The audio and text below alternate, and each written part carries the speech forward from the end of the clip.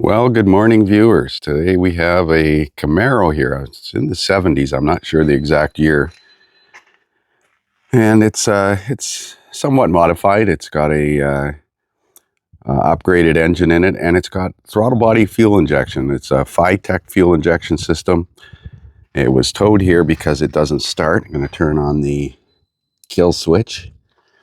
And it has a low pressure fuel pump on the engine, the conventional location down there. And that feeds low pressure fuel into this canister here. And this canister then contains a high pressure pump. I see there's no vacuum hose on the pressure regulator. That may be optional. So I'm taking that this is the power wire and this is the ground wire for this fuel pump, because he said the fuel pump's not running and we got no high pressure fuel pressure.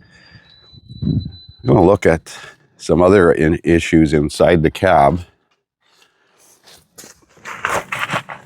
Turn the key on. I believe it's supposed to have a fuel pump prime, and it doesn't. But there's no gauge, no warning lights on the dash, so it could be that wherever they stole power for that fuel pump from has a blown fuse or a blown fusible link. I'm going to put a test light across that high pressure pump and see if it lights. I'm sure it's not going to. So I've got a test light connected to the power and ground at the fuel pump, and I'm going to turn the key on and watch to see if the test light lights. Make sure it's in neutral. No lighting. Crank it.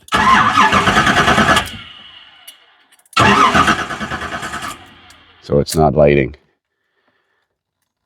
So I'm going to try and find the power source for that. I know that Fitech system has a fuel pump relay. I'm going to see if I can find it. It's probably under the dash. The technician who initially did this install has passed now. May he rest in peace. So I can't call him or ask him. So there's a fuse panel underneath the dash here with a bunch of glass fuses in it like they used to use in the 70s. And I've got the key on, and all of the fuses have power on both ends. Now I see Scotch locks in various locations under the dash, but I don't see that auxiliary fuse panel that's mentioned in the instructions. So I think I'm going to disconnect the power wire at that fuel pump and put power to it and make it run, and see if we can't get this in the shop under its own power, and then it'll be easier to work on. And working out here in the sunlight behind you, it's hard to see what you're doing. But there's no fuses that are not powered. Now the warning lights in the dash would normally come on with the key, and I've got the key on and nothing coming on. No like bulb check. I didn't try it while it's cranking. No bulb check. The gauge fuse is powered up underneath there. So here's the service instructions for installing this system, and it shows the fuel pump fuse. It's an auxiliary fuse panel that's somewhere in the vehicle, but the fuel pump fuse is 15 amps. I've confirmed my test light works over here, and I've got a power probe, a snap-on power probe hooked up to my test light. So when I operate this, it lights the test light, and it shows about 2.5 amps.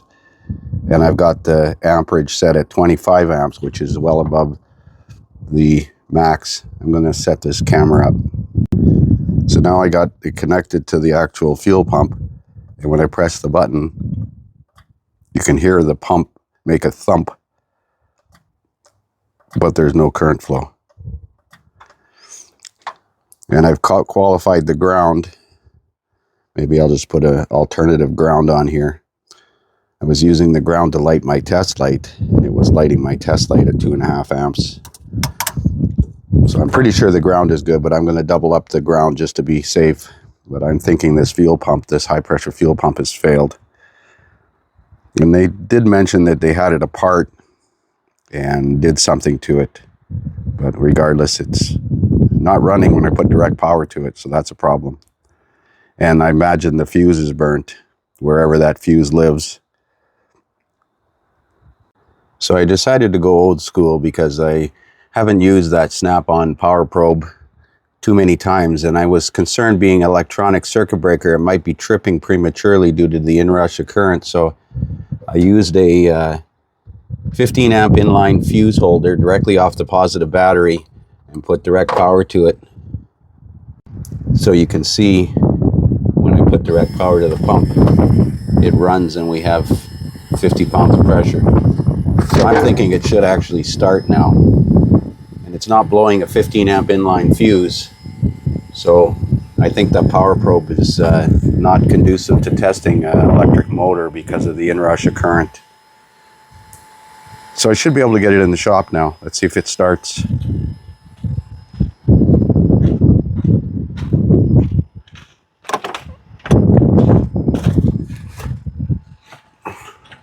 Old school, you don't have to press the clutch.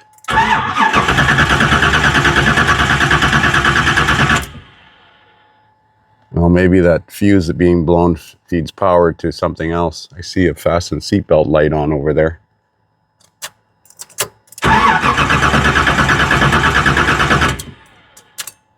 Well, we're going to find that extra fuse panel. So I've traced that wire and it goes back to the ECU. I can't find this fuse panel anywhere under the dash on the driver's side or the passenger side. Following that wire from the fuel pump, it goes back here. This is this orange wire here, runs in this loom harness, and it connects to the harness over here behind the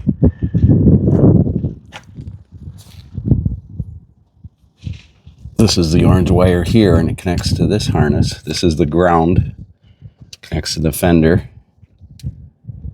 Now I see an inline fuse the back of this.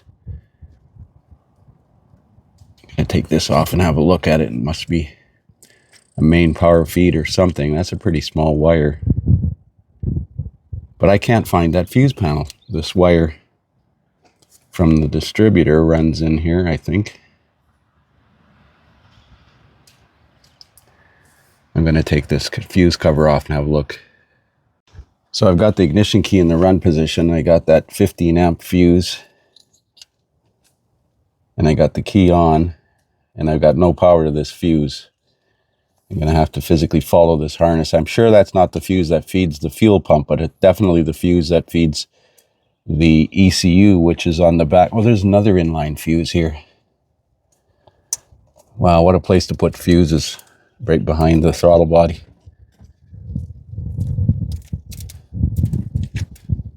That's a heavier wire. That's a yellow wire. I'm sorry you can't see this.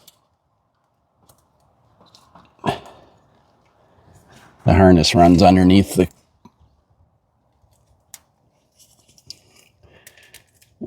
inline fuses in the freaking harness.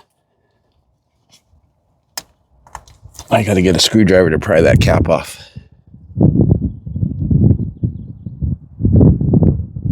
So this is a 30 amp fuse. And it's in a yellow wire. I wonder if that's limited wiring diagram has. Where do these wires go? There's got to be a main harness behind the distributor here. But that fuse is good, but there's no power to it with the key on. Something's not adding up here. Something is not making sense on this paperwork that was supplied here. I can't find this fuse box. I followed the wires in from in the engine compartment, and they go into the dash. But I looked on the passenger side and driver's side under the dash, and I can't find that. And it says the 4-pin harness connector A goes to the relay box. You gotta love the Chinglish here, shown in figure 7, which I gather to be figure 7, and it's not relay box. This is figure 7 up here. That's a harness, 4-pin connector. And then on the other page, it has the next page, it has the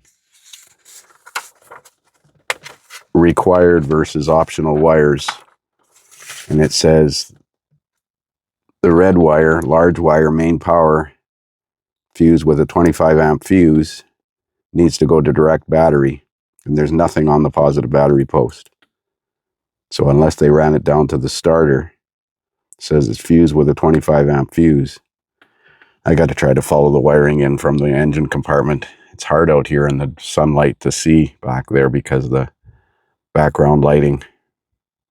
So another common place to take power from would be from the battery bolt at the starter. I know the factory had fuse link wires on there. Now I see a yellow eyelet down there right off the positive battery post, and it goes into that heat shield tube, which is not mounted where it's supposed to be. It's supposed to be bolted to the bell housing bolt. So I got no way of actually testing if there's a fuse in there. But lots of shoddy workmanship on this thing. No disrespect to the man that did it, but well. So I see this main red wire here is labeled battery, and it goes inside the fender here, but it's connected to this ground. That's supposed to be connected to there, and I would imagine there's an inline fuse in it. Now why would somebody, oh boy, no wonder it doesn't work. So that's definitely the wire that's supposed to be power, not ground. And it should be fused right here, and it's not. There's no fuse in it. Now I'm going to see if I've got power to that 30 amp fuse back here. I'm going to set up here. So that 25 amp fuse has power there now, or sorry, 30 amp green fuse. There's a 25 amp fuse in here that's blown. I think that's 25, but it's blown. You can see it's physically blown. I'm going to see if it'll start. So I've wired up that power wire to the battery temporarily, and I replaced that blown 25 amp fuse behind the throttle body assembly. I'm going to turn the key on and see if the high pressure fuel pump runs for a prime condition. I'm not sure if it's programmed to do that or not. It is.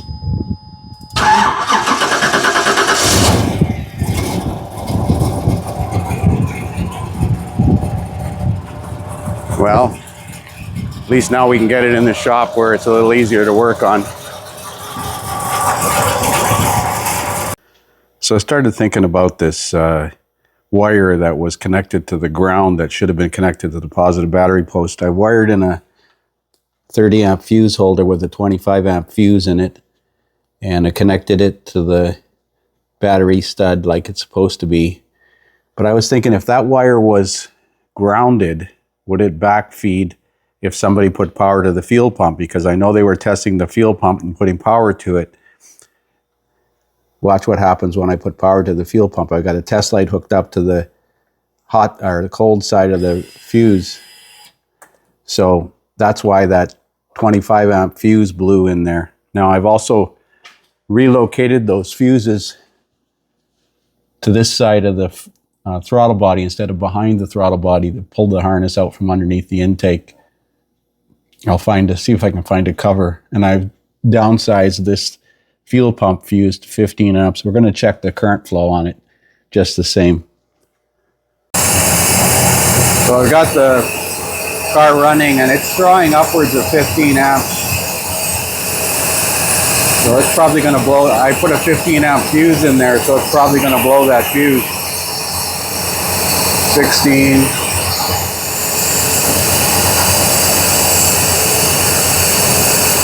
17.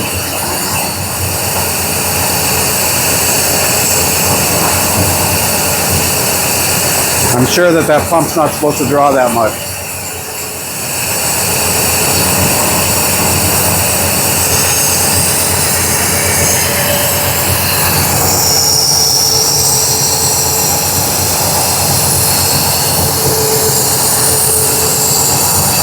.58 psi.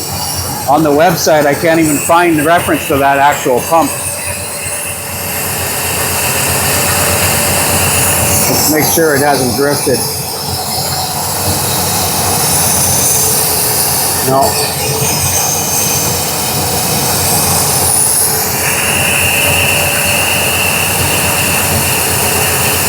That's going to blow that fuse.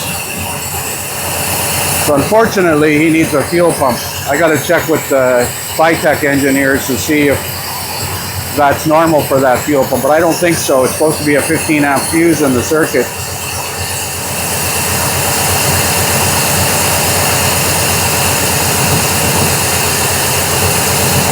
I wonder what we got on this overall system.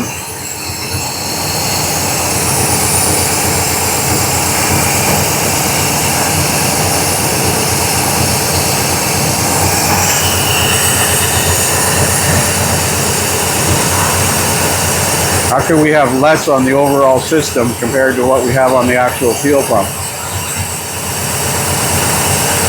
And mind you, I didn't zero the amp clamp.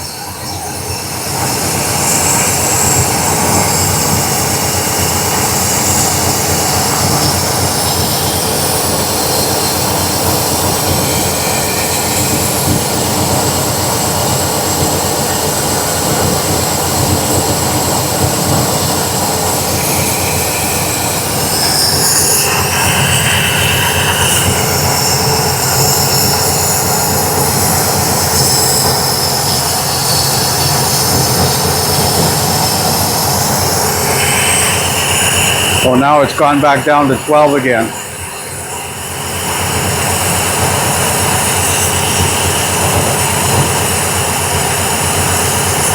Well, I don't think that's right. I could live with 10 amps, but 12 amps would be the max for a 15 amp fuse.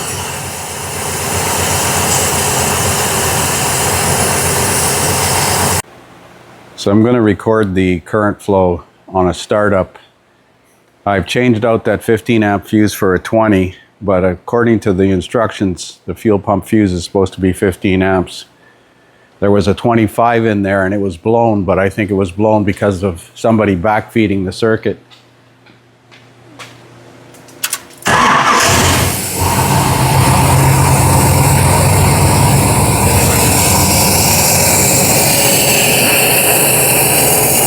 Like I said, 11 amps would be okay as far as I'm concerned, but let's let it run for a little while.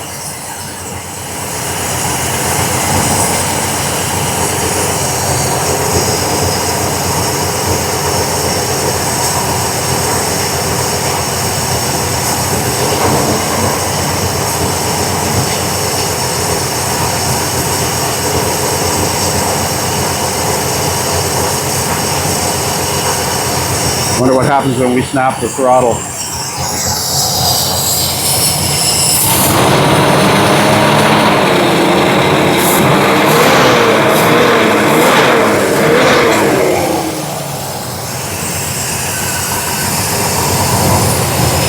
You can sure tell this thing doesn't have catalytic converters.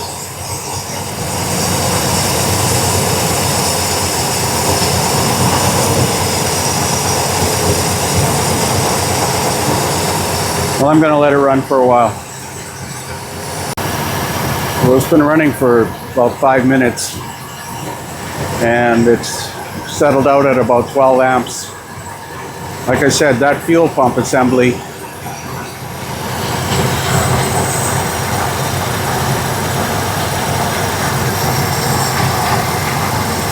I can't find it on the Fitech website.